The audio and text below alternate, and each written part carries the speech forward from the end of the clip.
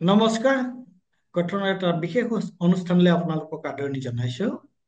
আজি মোৰ এই অনুষ্ঠানৰ অতিথি হৈছে সাংবাদিক বন্ধু, আমাৰ সকলোৰে পৰিচিত সন্দীপন তালুকদাৰ।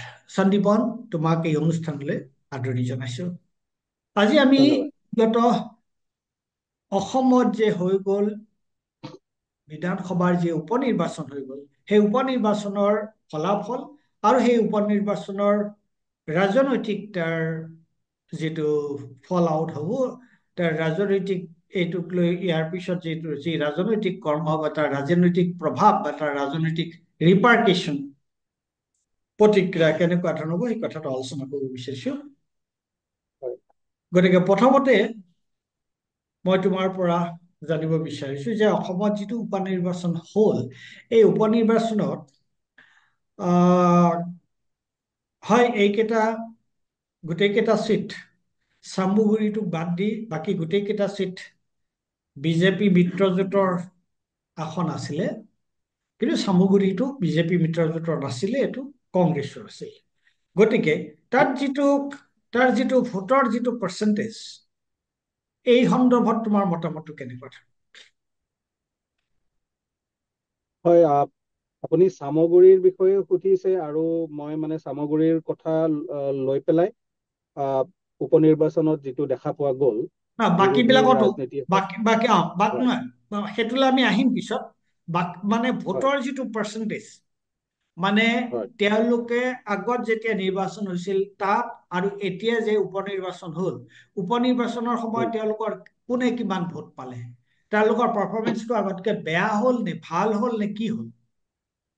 যদি চাবলগীয়া হয়, একেষাৰে যদি ক'বলগীয়া হয় যে কংগ্ৰেছৰ কাৰণে এই চামগুৰি সমষ্টিটো তেওঁলোকৰ ফলাফল, তেওঁলোকৰ প্ৰদৰ্শন অতি শোচনীয় আছিল, প্ৰথম কথা। এতিয়া সেই তাৰে যদি অপজিটত আমি চাওঁ, বিজেপিৰ কাৰণে ঐতিহাসিক হয়। কাৰণ চামগুৰি এইটো চিটত ৰকিবুল হুছেইন ডাঙৰীয়া 2001 পৰাই এতিয়ালৈকে নিৰন্তৰভাৱে জিকি আহি আছে। আৰু তাৰে এটা ডাঙৰ কথা সকলোৱে কয়, আৰু এইটো কথা সঁচাও জানেও সকলোৱে, যে তাৰে যিহেতু মুছলমান সম্প্ৰদায়ৰ মানুহৰ সংখ্যা অধিক, ভোটাৰৰ যদি আমি সংখ্যাৰ পিনৰ পৰা চাওঁ, তেতিয়া সংখ্যাৰ পিনৰ পৰা মুছলমান ভোটাৰৰ সংখ্যা অধিক। কিন্তু কেৱল মুছলমানৰ ভোটাৰৰ ভোট পাই তাতে জিকিব নোৱাৰে। তাতে অসমীয়া মানুহ আছে, হিন্দু মানুহ আছে, ট্ৰাইবেল আছে, আমাৰ বড়ো, কছাৰী, তাৰপিছত কাৰ্বি, এনেকুৱা ধৰণৰ জনগোষ্ঠীয় মানুহবোৰ আছে। লগতে চাহ জনগোষ্ঠীয় মানুহ আছে, তাৰ লগতে বঙালী ভাষী, হিন্দী ভাষী আৰু কিছু সংখ্যক নেপালী মানুহ আছে। গতিকে যদি চামগুৰি চিটটো জিকিবলগীয়া হয়, মুছলমান সম্প্ৰদায়ৰ মানুহৰ ভোটৰ লগতে এইখিনি মানুহৰ 1% ভোটটো পাবই লাগিব, সেইটো নিশ্চিত। ৰকিবুল হুছেইন ডাঙৰীয়াই অতদিনলৈকে অসমীয়া মানুহৰ ভোটো পাই আছিলে, এইটো কথা কোনো ডিনাই কৰিব নোৱাৰি। অসমীয়া মানুহে ভোট দিছিলে, হিন্দু মানুহৰ ভোটো পাই আছিলে। তেখেত এগৰাকী মুছলমান সম্প্ৰদায়ৰ মানুহ হোৱা স্বত্তেও যে তাতে হিন্দু মানুহে ভোট দিয়া নাছিল, এনেকুৱা কোনো কথা নাছিল। বহুত তেওঁৰ অনুৰাগীও আছে, হিন্দুও আছে। কিন্তু এইবাৰ কি হ'ল, এইবাৰ চামগুৰিত আটাইতকে যিটো সমস্যাৰ সৃষ্টি হ'ল, তাতে দুটা কথা আছে। প্ৰথম কথা, যেতিয়া ডিলিমিটেশ্যন কৰা হৈছিল বা সমষ্টি পুনৰ নিৰ্ধাৰণ কৰা হৈছিল, চামগুৰিৰ সমষ্টিৰ কেইটামান গাঁও পঞ্চায়ত কিছু অংশ আপোনাৰ বহৰমপুৰ সমষ্টিলৈকে গ'ল আৰু কিছু অংশ কলিয়াবৰ সমষ্টিলৈকে গ'ল। এইটো এইটো এইটো কথাত এই যিখিনি আপোনাৰ গাঁও পঞ্চায়ত বহৰমপুৰ পালেগে, সেইখিনি আচলতে অসমীয়া মানুহৰ গাঁও আছিল। তাতে মই কৈছো যে অসমীয়া মানুহৰ গাঁও, মই তেনেকে ডিমাৰ্কেশ্যন কৰিব বিচৰা নাই, কিন্তু ভোটাৰৰ সংখ্যাৰ পিনৰ পৰা অসমীয়া মানুহৰ সেইখিনি প্ৰায় আধিপত্য থকা গাঁও আছিল। সেইখিনি অসমীয়া মানে বহৰমপুৰৰ লগত হিন্দু লগ হিন্দু লগাই দিলে। হিন্দু অসমীয়া নে হিন্দু, হিন্দু? অসমীয়া হিন্দু, হিন্দু। অসমীয়া হিন্দু। হয়। তাৰপিছত কাষ্ট হিন্দু বুলি যিটো মই কৈছো, আৰু তাৰপিছত সেই হিন্দু মানুহখিনিৰ ভোটটো তাত আপোনাৰ হেৰিৰ লগত গ'ল, বহৰমপুৰৰ সমষ্টিত লগত লগাই দিলে। সেইখিনি মানুহে তেতিয়া অলপমান আপত্তি দৰ্শাইছিল যে তেওঁলোকে আচলতে চামগুৰি সমষ্টিৰে ভোটাৰ হিচাপে থাকিব বিচাৰিছিল। তাৰ লগতে সেইখিনি সময়ত তেওঁলোকে আশা কৰিছিল যে ৰকিবুল হুছেইন তেখেতসকলৰ নেতা হিচাপে এই বিষয়ত কিবা এটা শক্তিশালী পদক্ষেপ লওক। কিন্তু সেইখিনি সময়ত আমি দেখিবলৈ পাইছিলো ৰকিবুল হুছেইন ডাঙৰীয়া চামগুৰিক লৈ পেলাই বহুত বেছি মাত মতা, এটা শক্তিশালী তেওঁ অৱস্থান লোৱা আমাৰ চকুত পৰা নাছিল। তাৰ লগত দ্বিতীয় কথাটো হ'ল, যেতিয়া আপোনাৰ চামগুৰিত যদি কংগ্ৰেছে 2 দশকৰ ওপৰত সেইটো সমষ্টিত জয়লাভ কৰি আহি আছে, তেতিয়া তাতে কথাটো হ'ল যে অকল এজন এজন নেতা থাকিব নোৱাৰে। অকল এজন নেতাই এটা ইমান ডাঙৰ সমষ্টিত 2 দশক ধৰি কাকো জিকাব নোৱাৰে। তাতে তেওঁৰ পিছৰ যে ছেকেণ্ড গ্ৰেড যিখিনি লিডাৰশ্বিপ আছিলে, দ্বিতীয় পৰ্যায়ৰ তৃতীয় পৰ্যায়ৰ যিখিনি নেতৃত্ব বহনকাৰী লোক আছিল, সেইখিনি লোকে আশা কৰিছিল যে যেতিয়া ৰকিবুল হুছেইন ডাঙৰীয়া MP ধুবুৰীৰ হৈ দিল্লীলৈ গ'ল, তেতিয়া চামগুৰিত তেওঁলোকৰ কাৰোবাৰ হাতলৈকে আহিব। কিন্তু হঠাৎ আহি পেলাই তানজিল হুছেইন ৰকিবুল হুছেইনৰ পুত্ৰক দিয়া গ'ল। আৰু মই নিজে চামগুৰিত গৈ পেলাই যেতিয়া কথা পাতিছিলো, কংগ্ৰেছৰ তাৰে লোকেল লেভেলৰ বহুত ডাঙৰ নেতা, আপোনাৰ ZPC লেভেলৰ নেতা বা তাৰে ডিষ্ট্ৰিক্ট ছেক্ৰেটাৰী পৰ্যায়ৰ নেতা, তেওঁলোকে কংগ্ৰেছ এৰি দিছিলে। আৰু কংগ্ৰেছ এৰি দিয়াটো কিন্তু এই 2024ৰ কথা নহয়। আপুনি যদি চাই, বা এই উপনিৰ্বাচনৰ ঠিক আগৰ কথা নহয়, আপুনি যদি চাই 2022, 23 আৰু 24ৰ লোকসভাৰ নিৰ্বাচনত ঠিক আগে আগেও আপোনাৰ তাৰে ৰকিবুল হুছেইনৰ ডাঙৰীয়াৰ অনুৰাগী আৰু সেইখিনি মুছলমান সম্প্ৰদায়ৰ মানুহে কংগ্ৰেছ ত্যাগ কৰিছিল, আৰু কিছু সংখ্যকে বিজেপিত জইন কৰিছিল আৰু কিছু সংখ্যকে অসম গণ পৰিষদত জইন কৰিছিল চামগুৰিত। এইখিনিত হোৱাত কি হ'ল, যেতিয়া আপোনাৰ হিন্দু মানুহখিনিৰ বৰহমপুৰলৈকে গ'ল আৰু তেওঁলোকে বিচাৰিছিল চামগুৰিত থকা ৰকিবুল হুছেইন ডাঙৰীয়াৰ দ্বাৰা এটা শক্তিশালী অৱস্থান লোৱা, সেইখিনিৰ দ্বাৰা তেওঁলোকেও মানে অসন্তোষ হ'ল। আৰু লগতে এইখিনি মুছলমান সম্প্ৰদায়ৰ মানুহে আশা কৰিছিল যে কোনোবা এজন বেলেগ আহিব মানুহ তাতে নেতা হিচাপে, কিন্তু তানজিল হুছেইনক ওপৰৰ পৰা জাপি দিয়াৰ দৰে তেওঁলোকে অনুভৱ কৰিলে। এই দুইখিনি মিলি পেলাই যদি আমি চাওঁ, এতিয়া চামগুৰিৰ আমাৰ এইবাৰৰ নিৰ্বাচনৰ ফলাফল আমাৰ ওচৰলৈকে আহিছে।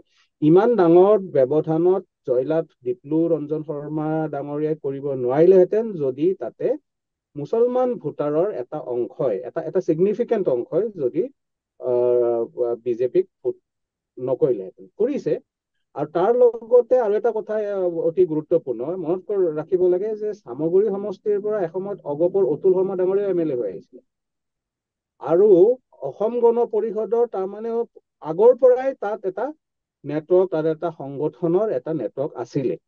গতিকে সেইটো বিজেপিৰ এলায়েন্সত সেইটো নেটৱৰ্কৰ পৰাও তেওঁলোকে ভোট পালে, বা মুছলমান সম্প্ৰদায়ৰ পৰাও ভোট পালে, হিন্দুৰ পৰাও পালে। আকৌ তাৰ পিছত যদি দেখা যায়, আমাৰ চাহ বাগানীয়া যিমানখিনি বাগানৰ যিমানখিনি ভোট আছিল, সেই আটাইখিনি ভোট এইবাৰ বিজেপিৰ পক্ষত কনচলিডেট হ'ল। গতিকে এই গোটেইখিনি গৈ পেলাই দেখা পোৱা গ'ল যে চামগুৰিত অৱশেষত মানুহে বিজেপিকে দিয়াৰ সিদ্ধান্ত গ্ৰহণ কৰিলে। আৰু এইটো কথা চামগুৰিৰ হিংসা, চামগুৰিৰ ভাইলেন্স, এইটো অতিকেই মানে অসমৰ ৰাজনীতিত, অসমৰ এটলিষ্ট ইলেক্টৰেল পলিটিক্সত এনেধৰণৰ হিংসা আগতে কেতিয়াও দেখা পোৱা নগৈছিল। আগতে যদি হৈছিল, কিন্তু সচৰাচৰ এনেকুৱা ধৰণৰ ঘটনা অসমৰ নিৰ্বাচনৰ সময়ত দেখা পোৱা যোৱা নাছিল। এইবাৰ যিটো চামগুৰিত হ'ল, এজন মানুহে তাতে প্ৰাণ হেৰুৱাব লগা হ'ল, কিমান হ'ল। হয়, কংগ্ৰেছৰ মানুহৰ ওপৰতো যথেষ্টখিনি অত্যাচাৰ হৈছিল। কংগ্ৰেছৰ লোকেল লেভেলৰ নেতাৰ ঘৰত গৈ পেলাই গাড়ী ভাঙি দিয়া, ঘৰৰ খিৰিকী ভাঙা, আইনা ভাঙা, এই গোটেইবোৰ হৈছিল। লগতে বিজেপিৰ মানুহৰ ওপৰতো এটাক হৈছিল। এই দুইখিনি হৈছে। তাৰ পিছত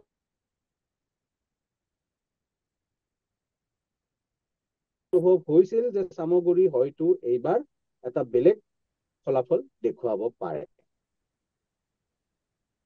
এতিয়া মই এটা কথা ক'ব বিচাৰিছো,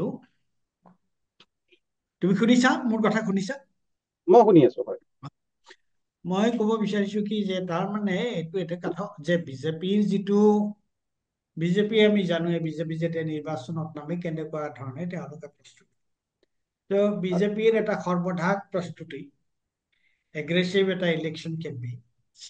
কিন্তু অকল সেইটোৱে নহয়, তাৰমানে অন্য ভিতৰুৱা কিছুমান কথাও আছে যে হয়। কংগ্ৰেছৰ মাজত থকা কিছু দুৰ্বলতা, দুৰ্বলতাও তাৰমানে এই চামগুৰিত যে কংগ্ৰেছে চিটটো হেৰুৱালে তাৰ অন্তৰালত সেইবোৰ কাৰণ উপাদানেও কাম কৰিছে। ঠিক আছে, এতিয়া হয়। আমি চামগুৰিটো বুজি পালো যে বিশেষকে দুটা নিৰ্বাচন উপনিৰ্বাচনক লৈ যথেষ্ট বিতৰ্ক হৈছিল। এটা চামুগুৰি আৰু এটা হৈছে বিহালী। আৰু বিহালীৰ কথাটো আৰু বেছি গুৰুত্বপূৰ্ণ এইকাৰণে যে বিহালীক লৈ ইমান দিনে যিটো অপজিশ্যন ইউনিটি, অপজিশ্যনৰ যিটো এটা ঐক্যবদ্ধ এখন মঞ্চ আছিল, কংগ্ৰেছ বিজেপি বিৰোধী বিৰোধী পাৰ্টিবিলাকে, বিৰোধী দলবিলাকে এটা ঐক্যবদ্ধ মঞ্চত তেওঁলোকে যুঁজিছিল। আমি দেখা পালো যে বিহালীক লৈ তেওঁলোকৰ মাজত মনোমালিন্য হ'ল আৰু সেইটো ভাগি গ'ল। এতিয়া বিহালীৰ যিটো অৱস্থা, তিনিটা পৰ্যায়ত মই আলোচনাটো কৰিব বিচাৰিছো। এটা হৈছে চামুগুৰিটো আমি আলোচনা কৰিলো, তাৰপিছত বিহালীৰ কথাটো আলোচনা কৰিব বিচাৰিছো অলপমান বিশেষভাৱে, আৰু তাৰপিছত আমি তাৰ যিটো জেনেৰেল ইমপ্লিকেশ্যন হ'ব, তাৰ ইয়াৰ পৰা ভৱিষ্যতৰ 2026 নিৰ্বাচনৰ কাৰণে কি কি কথা ওলাই আহিব, বা ৰাজনৈতিক দলবিলাকে বিৰোধী ৰাজনৈতিক দলবিলাকৰ ইয়াৰ পৰা শিকিব লগা কি আছে, সেইবোৰ কথা আমি আলোচনা কৰিম। গতিকে বিহালী সন্দৰ্ভত তোমাৰ ৰিডিংটো কি? বিহালী সম্পৰ্কত ৰিডিংটো হ'ল, যেতিয়া মই আকৌ আপোনাৰ মোৰ নিজৰ অনুভৱ, বিহালীও গৈছিলো মই নিৰ্বাচনৰ আগে আগে। বিহালী গৈ পেলাই তাতে কি অনুভৱ হৈছিল সেই কথা মই অকমান আপোনাৰ লগত ক'বলৈ বিচাৰিছো। বিহালীত গৈ পেলাই এনেকুৱা লাগিছিলে যে তাত কংগ্ৰেছ হয়তো এইবাৰ জিকিও যাব পাৰে, বিজেপি অকমান তললৈকে নামিব, কিন্তু কংগ্ৰেছ জিকক বা হাৰক, আগতে বিহালীৰ যিটো গৌৰৱ গগৈ ডাঙৰীয়া এতিয়া যিটো কথা কৈ আছে যে আগতে 22,000-25,000 ডিফাৰেন্স আছিলে, ভোটৰ ব্যৱধান আছিলে, এতিয়া এইবাৰ 9,000লৈকে সেইটো কমি আহিল। গতিকে বিহালীত এটা কংগ্ৰেছৰ ভাল প্ৰদৰ্শন হৈছে। আমি যিটো অনুভৱ কৰিছিলো বিহালীলৈকে গৈ পেলাই এনেকুৱা ধৰণৰে যে তাতে হয়তো অকমান ইফালে স্লেণ্ডাৰ মাৰ্জিনত বিজেপি জয়লাভ হ'ব বা কংগ্ৰেছ জয়লাভ। কংগ্ৰেছ যদি জিকিলেওহেঁতেন তেতিয়াও কিন্তু ভোটৰ ব্যৱধান বহুত বেছি নাথাকিলেহেঁতেন, কিন্তু এতিয়া বিজেপি জিকিলে। তাতে ডাইনামিক্স কেনেকুৱা কাম কৰিছিলে, কোনটো কেনেকুৱা ধৰণৰ ভোট মানে ভোটাৰৰ যিটো ডেমগ্ৰাফি হয়, সেই ডেমগ্ৰাফি কেনেকে কাম কৰিছিল বা জনবিন্যাসে কেনেকে কাম কৰিছিল সেই সম্পৰ্কত আমি নাযাওঁ। তথাপি এটা কথা ক'ব পাৰি যে যাতে তাতে বিহালীত আপোনাৰ এটা বহুত গুৰুত্বপূৰ্ণ কথা, হিমন্ত বিশ্ব শৰ্মা ডাঙৰীয়াই যিদিনা বিহালীত দুখন আপোনাৰ নিৰ্বাচনী সভা কৰিছিলে, জিঞ্জিয়াত কৰিছিলে আৰু এঠাইত কৰিছিলে, তাত তেখেতে দুটা কথাৰ ওপৰত অতি জোৰদাৰ ৰূপত তেওঁ গুৰুত্ব দিছিল। সেইটো হ'ল ছবিলাল উপাধ্যায়ৰ এটা মূৰ্তি স্থাপন কৰা, আৰু ছবিলাল উপাধ্যায়ক লৈ পেলাই সেইটো ছবিলাল উপাধ্যায় কমপ্লিটলি তেওঁ হাইলাইট কৰিছিল। ছবিলাল উপাধ্যায় ডাঙৰীয়া আমি জানো অসম কংগ্ৰেছৰ ফাৰ্ষ্ট ইলেক্টেড নহয়, চিলেক্টেড অসম প্ৰদেশ কংগ্ৰেছ কমিটিৰ first selected president Chhabilal Upadhyay ডাঙৰীয়া আছিল বিহালীৰ তাৰে। আৰু তেখেত গোৰ্খা বা নেপালী সম্প্ৰদায়ৰ মানুহ। গতিকে এনেকুৱা এটা কথা চলি আছিল যে এই সম্প্ৰদায়ৰ মানুহখিনি এইবাৰ কংগ্ৰেছৰ পিনে বেছি টিল্ট হৈ আছে, তেনেকুৱা এটা পৰ্যায়ত লাগিছিলে বিহালীত। সেইটোকে লৈ পেলাই আচলতে হিমন্ত বিশ্ব শৰ্মা ডাঙৰীয়াই সেইটো খুব জোৰদাৰ ৰূপত সেইটো দাঙি ধৰিলে। সেইটো এটা প্ৰতীকী অৰ্থত। এতিয়া তাৰ সেইটোৱে কিমান আচলতে ভোটাৰক আকৰ্ষিত কৰিলে, কিমান কি কৰিলে, সেয়া এটা এতিয়ালৈকে এনালাইচিছ কৰা ইমান সহজ কথা নহয়। কাৰণ বিহালী যদি সমষ্টিত চোৱা, তাতে চাহ বাগানৰ অধিকাংশ অঞ্চল চাহ বাগানেৰে ভৰি আছে, তাৰে ভোটাৰখিনি কেনেকুৱাকে ভাবিলে। কিন্তু এটা কথা স্পষ্ট আছিল যে বিহালীত এইবাৰ প্ৰতিষ্ঠান বিৰোধী এটা মনোভাৱ ভোটাৰৰ মাজত ফুটি ওলাইছে। চাহ বাগান আমি বহুতখিনি ঘূৰিছিলো, মোনাবাৰী চাহ বাগান ঘূৰিছিলো, সেইপিনে ৰতুৱা চাহ বাগান ঘূৰিছিলো। তাৰে মানুহখিনিয়ে কৈছিল, স্পষ্টকে কৈছিলে আমাৰ আগত, চাহ মজদুৰখিনিয়ে, শ্ৰমিকখিনিয়ে, যে আমি ইমান বছৰে ৰঞ্জিত দত্তক দিলো, বিজেপিক দিলো, আমিতো থাকিব পৰা নাই, আমাৰতো ঘৰ চলাব পৰা নাই, আমাৰ 350-300 টকা আছিল, দিন হাজিৰা কৰাৰ কথা আছিল, কৰা নাই, 100 টকা এতিয়া কম। আৰু চাহ বাগানৰ আমি গোটেই ব্যৱস্থাটো জানোৱে, প্ৰত্যেক দিন হিচাপত দিয়ে, প্ৰত্যেক সপ্তাহত তেওঁলোকক পইচাটো দিয়ে।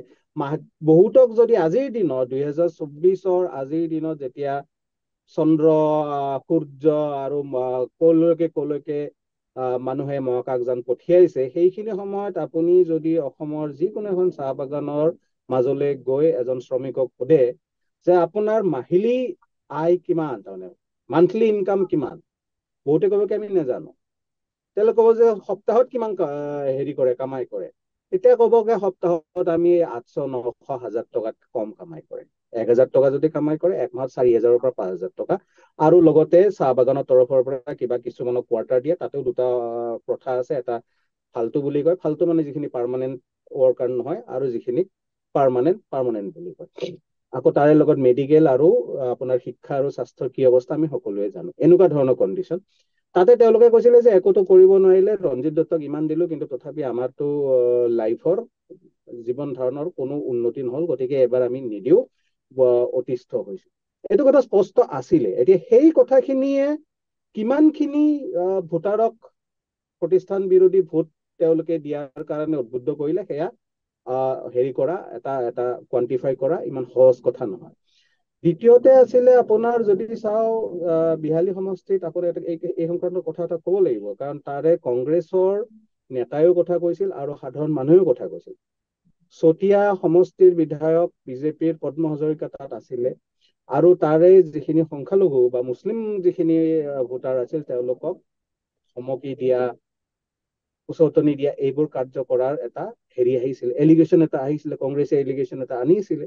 তাৰে মানুহেও কৈছিলে যে হয়, আচলতে এইখিনিত আমাক হেৰি দিয়া হৈছিল, ভীতি প্ৰদৰ্শন কৰা হৈছিল মুছলমানক। কাৰণ তাতে ম্যাদী পট্টাৰ এটা এটা এটা ইছ্যু আছে। তেওঁলোকক হয়তো এভিকশ্যন বা এনেকুৱা ধৰণৰ উচ্ছেদ কৰাৰ ধমক দিয়া গৈছিল, কিবা কৰা গৈছিল।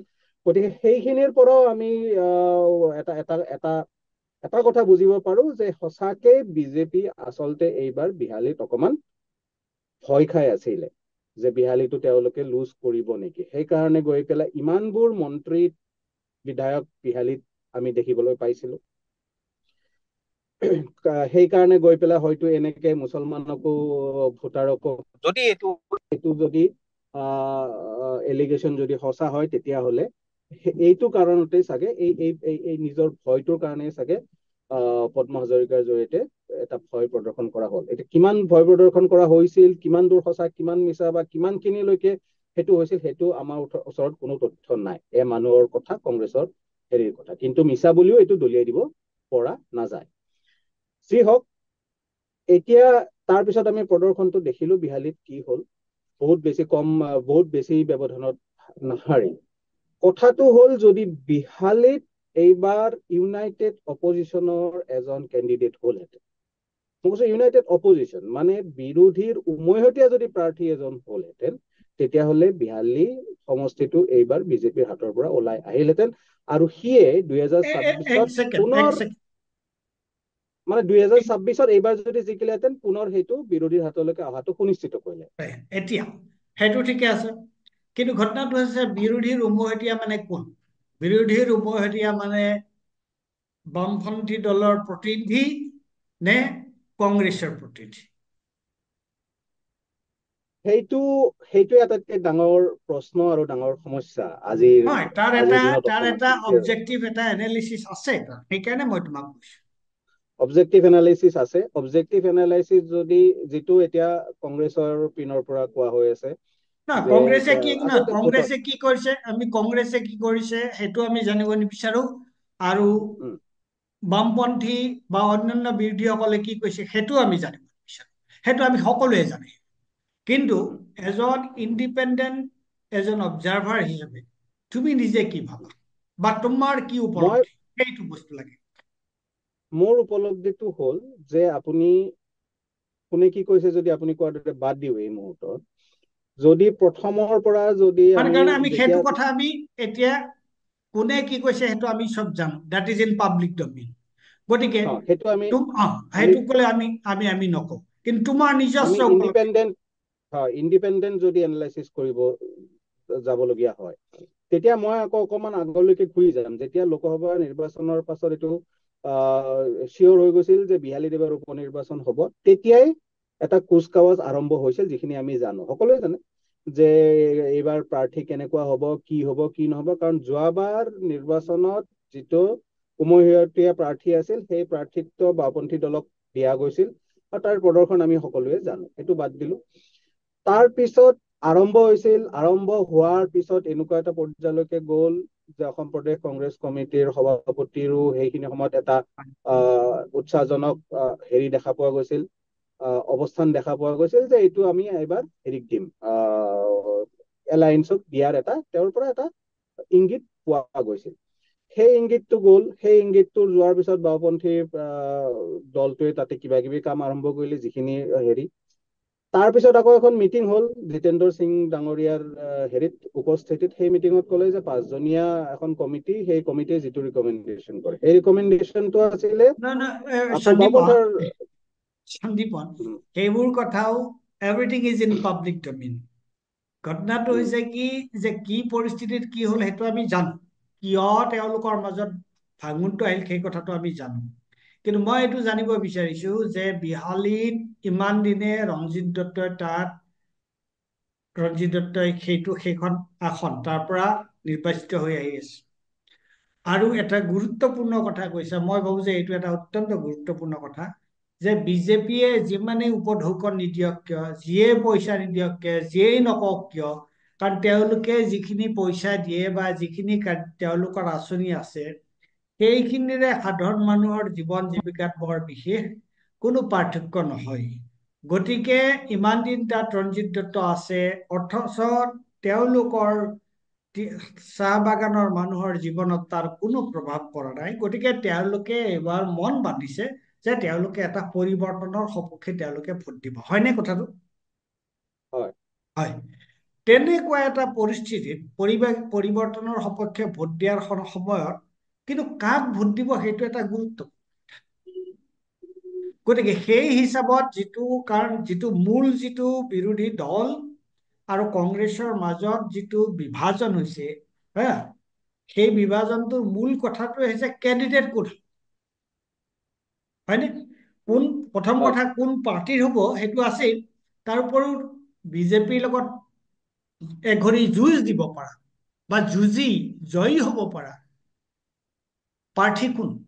গতিকে সেই হয় সন্দৰ্ভত মই তোমাৰ ব্যাখ্যাটোৰ কাৰণে তোমাক মই এটা পটভূমি এটা দি দিছো, তোমাৰ সহজ হ'ব। কোনেও কোনো ফালৰ পৰা তোমাৰ বিৰুদ্ধে একো অভিযোগ কৰিব নোৱাৰিব।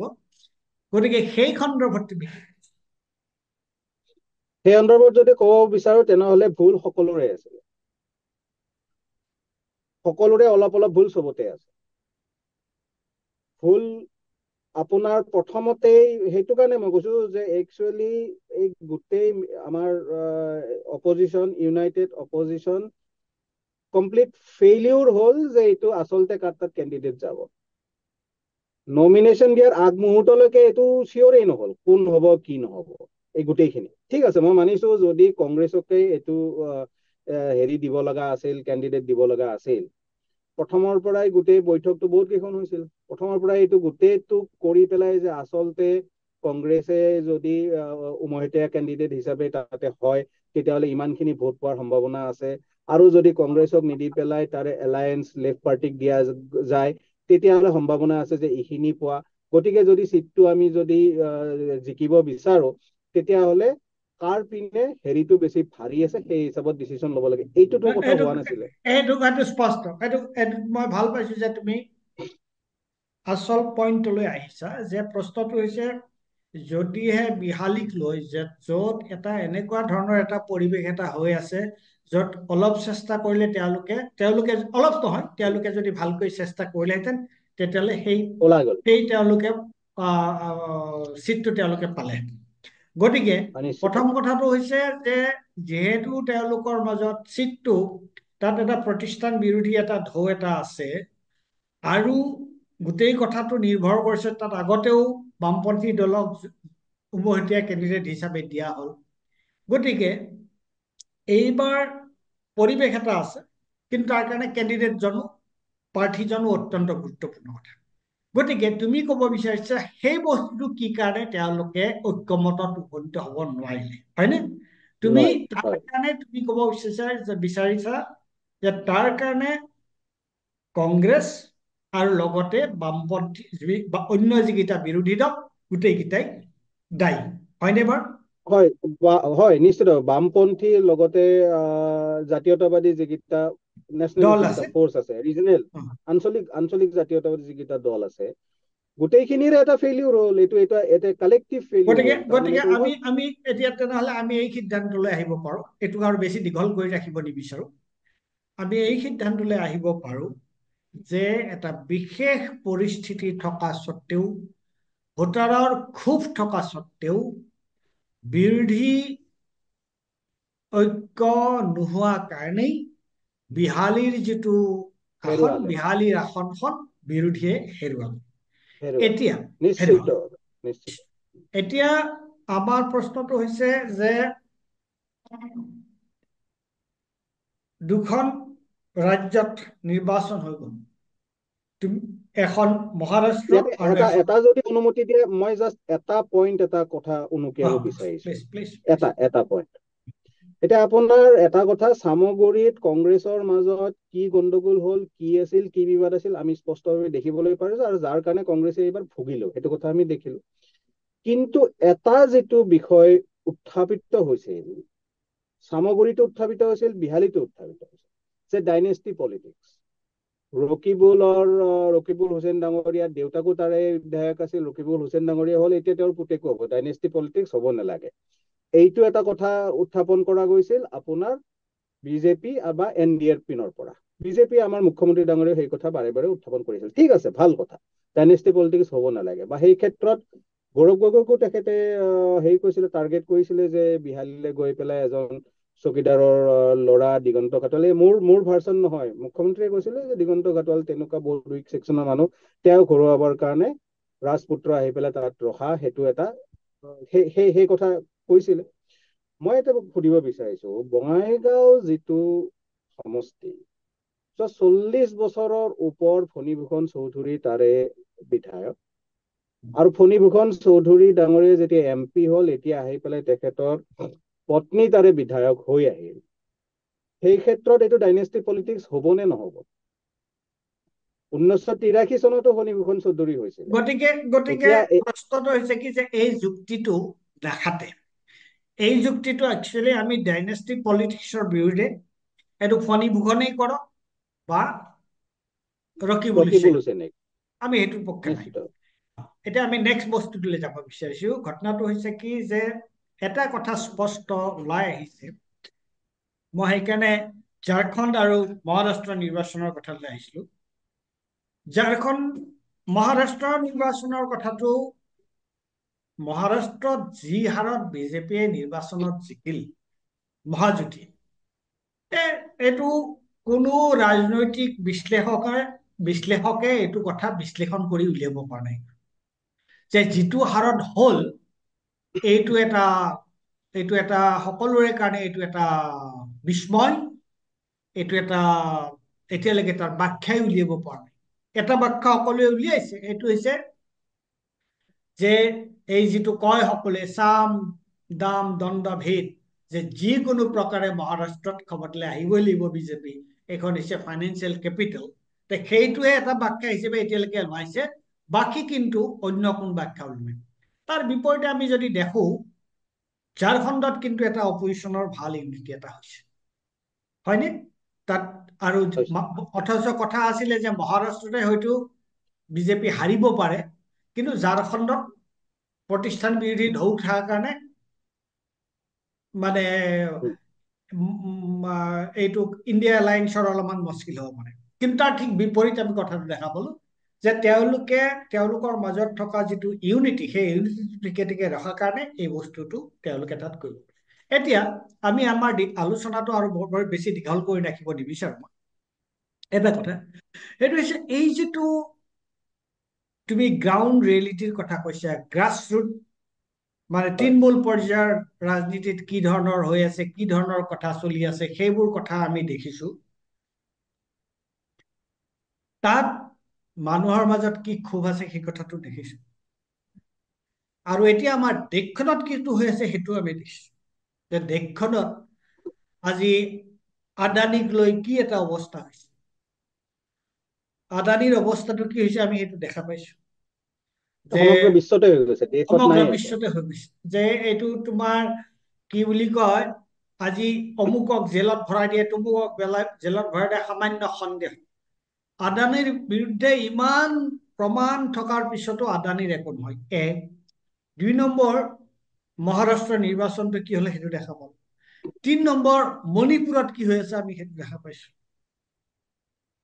গতিকে এনেকুৱা এটা পৰিস্থিতিত দেশৰ জনসাধাৰণ আজি সংবিধান দিৱস, কিন্তু সংবিধানৰ অৱস্থাটো কি হৈছে, গণতান্ত্ৰিক মূল্যবোধৰ অৱস্থাটো ক'ত আছে আমি চব দেখা পাইছো।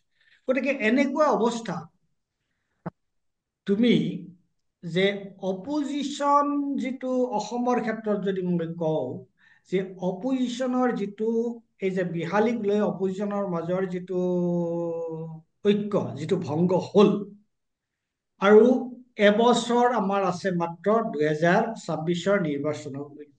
গতিকে এই মুহূৰ্তত তোমাৰ যিসকল গণতান্ত্ৰিক মানুহ, যিসকলে সংবিধান ৰক্ষা কৰিব বিচাৰে, যিসকলে দেশখনত গণতন্ত্ৰ উভতাই আনিব বিচাৰে, এই পৰিস্থিতিত তুমি অপজিশ্যনৰ এই যিটো উপনিৰ্বাচন হৈ গ'ল বা এই যে হয়। ৰাজ্য বিধানসভাৰ নিৰ্বাচন, সেই সন্দৰ্ভত তোমাৰ অসমৰ ক্ষেত্ৰত অপজিশ্যন ইউনিটিৰ সম্পৰ্কে বিষয়ে তুমি কি ক'বা? অপজিশ্যন ইউনিটি এতিয়াও সম্ভৱ। অপজিশ্যন ইউনিটি শেষ হৈ যোৱা বুলি মই অনুভৱ কৰা নাই বা গ্ৰাউণ্ডতো সেইটো কথা দেখা পোৱা নাই। কথাটো হ'ল যে ইয়াক ৰিবিল্ড কৰা বা পুনৰ গঠন, মানে পুনৰ গঠনো নহয়, যিটো আছিল আগৰ পৰ্যায়ত সেই পৰ্যায়লৈকে লৈ যোৱাৰ কাৰণে অলপমান আপুনি কুচকাৱাজ কৰিব লাগে, তেতিয়াহ'লে হৈ যাব। ইয়াৰে ২-৩টা কথা অতিকে গুৰুত্বপূৰ্ণ বুলি মই ভাবো। যিটো আপুনি মহাৰাষ্ট্ৰৰ কথাটো কৈছিলে, মহাৰাষ্ট্ৰৰ কনটেক্সটো হয়, মহাৰাষ্ট্ৰত এইবাৰ MBA বা মহাবিকাশ তুমি আঘাড়ী তুমি যিটো আটাইতকৈ পাঁচ বেছি ভোট পাঁচ আছিলে। তুমি ৫-৬ মিনিটৰ ভিতৰত শেষ কৰিব লাগিব, নহ'লে কাৰণ হয়, টাইম হয়, কমি আহিছে। হয়। এতিয়া যিটো মহাৰাষ্ট্ৰৰো দেখা পোৱা গ'ল যে মহাৰাষ্ট্ৰত আটাইতকৈ বেছি কথাটো হ'ল যে এই যিটো ইউনাইটেড অপজিশ্যন আছিল, অপজিশ্যনৰ মাজত যি ধৰণৰ ইউনিটি থাকিব লাগে বা অপজিশ্যন এজ এ ব্লক, যিটো এটা কথা মানুহৰ চকুত দেখা পাব লাগে, যিটো আচলতে লোকসভাৰ ইলেকশ্যনৰ সময়ত আছিল, আৰু সেইকাৰণে তাতে মহাৰাষ্ট্ৰত বিজেপিৰ অৱস্থা লোকসভাৰ ইলেকশ্যনত বেয়া হৈছিল। এইবাৰ কিন্তু বিধানসভাত সেইটো দেখা পোৱা নগ'ল। ঠিক সেই একেদৰে অসমতো যদি আমি অপজিশ্যন ইউনিটিৰ কথা কওঁ, তেতিয়াহ'লে এতিয়া ২-৩টা কথা ক'ব লাগে। এটা কমন মিনিমাম প্ৰগ্ৰেম, সেইটো কথাটো আছেই সকলোৰে, কিন্তু আটাইতকৈ যিটো সমস্যাৰ সৃষ্টি কৰে সেয়া হ'ল চিট শ্বেয়াৰিং বা কেণ্ডিডেট বা প্ৰাৰ্থিত্ব কাক দিয়াব কাক দিয়া নহয়। সমষ্টি ৱাইজ ভাগ কৰক, সমষ্টি ৱাইজ এতিয়াও পৰ্যালোচনা কৰক, একদম নিৰ্মোহভাৱে পৰ্যালোচনা কৰক। তেখেতসকলৰ মাজত অপজিশ্যন ইউনিটিৰ যিমানবোৰ দল আছে, দলৰ নেতৃত্ব একেলগে বহি নিৰ্মোহভাৱে বিশ্লেষণ কৰক। বিশ্লেষণ কৰি পেলাই যদি কেইটা চিট আছে, ১২৬টাৰ ভিতৰত অপজিশ্যনে কিমানটা চিটত একদম ভালকে কণ্টেষ্ট কৰিব পাৰিব, আৰু এই গোটেইকেইটা চিটৰ ভিতৰত কিমান তাত কংগ্ৰেছ, কিমান তাত অমুক, কিমান তাত এক্স, কিমান তাত ৱাই, গোটেইকেইটা দিলে কি হ'ব। যেনেকে বিহালীত মই কৈছিলো যে বিহালীত যদি হ'ব লাগিছিল, তেতিয়া ক'ব লাগিছিল যদি এইবাৰ যদি আমি কংগ্ৰেছৰ কেণ্ডিডেট দিওঁ তেতিয়াহ'লে কেনেকুৱা ধৰণৰ চিটুৱেশ্যন হ'ব, আৰু এইবাৰ যদি উমৈহতীয়া কেণ্ডিডেট বাওঁ দলক দিয়া যায় তেতিয়াহ'লে চিটুৱেশ্যন কেনেকুৱা হ'ব।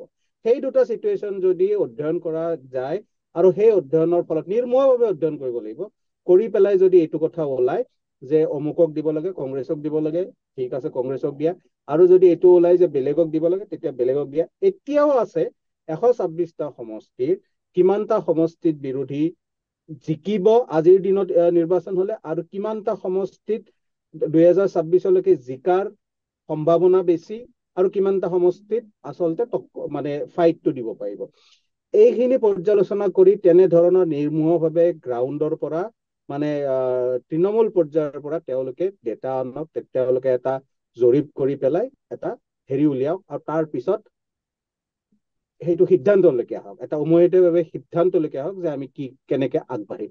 তাৰ লগতে লাগিব এতিয়া আজিৰ দিনত আমি দেখিছো বিৰোধীৰ কোনোবা এটা দলে বেলেগ বেলেগ এটা কথা কৈ পেলাই কিবা কৰি আছে, কোনোবাই কিবা কৰিছে, ঠিক আছে সেইটো হ'ব পাৰে, সেইটো ডাঙৰ ঘটনা নহয়। চবৰে নিজৰ নিজৰ বিষয় আৰু নিজৰ নিজৰ হেৰি কৰাৰ কথা থাকিব, কিন্তু কমন মিনিমাম ৩টা-৪টা এনেকুৱা ধৰণৰ বিষয় আছে অসমত এতিয়াও, যি আচলতে নিৰ্বাচন আৰু সমাজ ব্যৱস্থাটো সেইকেইটা আচলতে যদি ভালকে উঠাই বিৰোধীয়ে, তেতিয়াহ'লে তাত অতি ইম্পেক্টফুল হ'ব পাৰে, প্ৰভাৱশালী হ'ব পাৰে। সেইবোৰ বাছি উলিয়াওক। সেইবোৰত একেলগে এটা মিত্ৰজোঁট মানে মহাজোঁট হিচাপে দেখক মানুহে যে মহাজোঁট হিচাপে অকল এটা পাৰ্টি নহয়, অকল কংগ্ৰেছ নহয়, অকল বাওঁপন্থী নহয়, অকল বেলেগ নহয়, এইটো এটা আচলতে এটা গোট। এই গোটটোৱে আমাৰ সমাজ আৰু অৰ্থনীতিত হেৰি কৰিবৰ কাৰণে আহিছে আৰু ৰাজনৈতিকভাৱে তেওঁলোকে ইয়াতে দখল দিব বিচাৰিছে। গতিকে সেইটো যদি এতিয়াৰ পৰা মানুহৰ মাজত যাই পৰিস্ফুট হৈ উঠে, তেতিয়াহ'লে কিবা এটা হয়তো আশা কৰিব আমাৰ অপজিশ্যন পাৰ্টিবোৰে পাৰে। আদাৰৱাইজ যদি এনেকুৱাই থাকে, মহাৰাষ্ট্ৰটো একেই হ'ল, মহাৰাষ্ট্ৰত বহুত ওলাই গৈছে এতিয়া। তোমাৰ কথাখিনি যদি মই চামাৰাইজ, তোমাৰ কথাখিনিক যদি মই সংক্ষিপ্তভাৱে, তুমি এইটো ক'ব বিচাৰিছা যে ৰাইজৰ মাজত বিক্ষোভ আছে আৰু সেইকাৰণে এই ৰাইজৰ বিক্ষোভক তেওঁলোকক দুটা কথা, তুমি এটা কথা কোৱা নাই, মই ভাবো তুমি মোৰ লগত, মই যদি কওঁ তাৰ তুমি তোমাৰ মানে সেইটো তুমি মোৰ লগত অসন্মত নোহোৱা। এটা হৈছে যে ৰাইজৰ যিটো বিক্ষোভ, সেই বিক্ষোভক লৈ তেওঁলোকে এটা গণ আন্দোলন কৰিব, আৰু সেই গণ আন্দোলনৰ নিশ্চিত নেতৃত্ব দিব লাগিব এই বিৰোধী ৰাজনৈতিক দলবোৰে। আৰু তাৰ লগতে তুমি এটা কথা কৈছা যে তেওঁলোকৰ মাজত এখন উমৈহতীয়া তেওঁলোকৰ এটা সৰ্বনিম্ন এখন কাৰ্যসূচী তেওঁলোকৰ থাকিব লাগে। আৰু থাকিব লাগে। যিহেতু তেওঁলোকৰ গোটেই প্ৰক্ৰিয়াটো শেষ সময়ত খেলি মেলি লাগে কোন প্ৰাৰ্থী হ'ব তাক লৈ, গতিকে তেওঁলোকে সেই সিদ্ধান্তটো তেওঁলোকে এতিয়াই ল'ব লাগে। তাক লৈ তেওঁলোকৰ সমীক্ষা চলাওক, আৰম্ভ কৰক, যিমান যি সমীক্ষা আলোচনা কৰা হ'ব, আৰম্ভ কৰক। এতিয়াৰ পৰাই তেওঁলোকে আলোচনা কৰি ঠিক কৰিব লাগে যে য়েছ, এইটোৱে হৈছে আমাৰ অহা বছৰ নিৰ্বাচনত এওঁলোক হ'ব আমাৰ প্ৰাৰ্থী। তাৰ পিছত তেওঁলোকে ৰাইজৰ বিষয়বোৰ লওক, তাৰ পিছত তেওঁলোকে এটা উমৈহতীয়া নেৰেটিভ এটা তৈয়াৰ কৰক, তাৰ পিছত সকলোৱে লগ লাগি একেলগে কাম কৰক, আৰু তেতিয়া তেওঁলোকে, মই ভাবো তেওঁলোকৰ লগত মানুহো আহিব, ৰাইজো আহিব, কাৰণ ৰাইজৰ মাজত ক্ষোভ আছে। গতিকে তেওঁলোকক যিটো সমস্যাই তেওঁলোকৰ মাজত বাধাৰ সৃষ্টি কৰে, সেইটো হৈছে প্ৰাৰ্থী, কোন প্ৰাৰ্থী হ'ব। গতিকে সেইটো যদি তেওঁলোকে আগতীয়াকে নিষ্পত্তি কৰে, তাৰ পিছত তেওঁলোকে যদি এখন উমৈহতীয়া তেওঁলোকে মিনিমাম তেওঁলোকৰ সৰ্বনিম্ন কাৰ্যসূচী এখন তেওঁলোকে লয়, আৰু তাৰ পিছত যদি তেওঁলোকে ৰাইজৰ যিবোৰ অভাৱ অভিযোগ আছে আৰু বিকল্প ৰাজনীতিৰ এটা যদি তেওঁলোকে ভিছন, এটা যদি আদৰ্শ, এটা যদি তেওঁলোকে পৰিকল্পনা তেওঁলোকে ৰাইজৰ আগত উত্থাপন কৰিব পাৰে, গতিকে এতিয়াও তেওঁলোকে হয়তো এই যিটো আমি এটা অন্ধকাৰাচ্ছন্ন যিটো সময় আমি দেখিছো, তাত তেওঁলোক আগবাঢ়ি আহিলে তেওঁলোকে 2026 চনত তেওঁলোকে ভাল ফল দেখুৱাব পাৰিব পাৰে। গতিকে কিবা এটা আশা কৰিব পাৰি। তোমাক ধন্যবাদ দিছো, ধন্যবাদ জনাইছো এই কথাখিনি আমাৰ লগত আলোচনা কৰাৰ কাৰণে। আৰু আমি ভৱিষ্যতে আৰু অলপ বিশেষ ডিটেইলছলৈ গৈ সৰু সুৰা কিছুমান কথা আজি আমি সাধাৰণভাৱে আলোচনা কৰিলো, তোমাৰ লগত আলোচনা কৰিম। গতিকে এইখিনিতে আমি তোমাক ধন্যবাদ জনাই, আমাৰ দৰ্শকক ধন্যবাদ জনাই আমাৰ আজিৰ এই কথনৰ সামৰণি মাৰিছো। ধন্যবাদ। ধন্যবাদ।